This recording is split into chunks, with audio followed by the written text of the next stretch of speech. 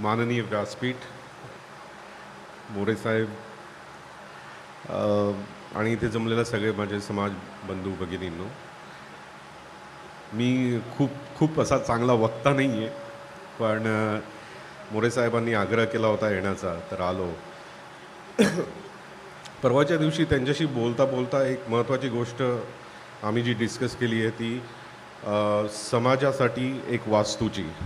तर आपण त्याच्यासाठी खूप प्रयत्न करतो आहे आणि त्यांच्याशी बोलणं झाल्यानंतर मी एकदा श्रीकांत शिंदेंशी पण बोललो होतो आणि ते म्हणाले एकदा इलेक्शन झालं की आपण नक्कीच बघू. तर 2 जागा आपल्याला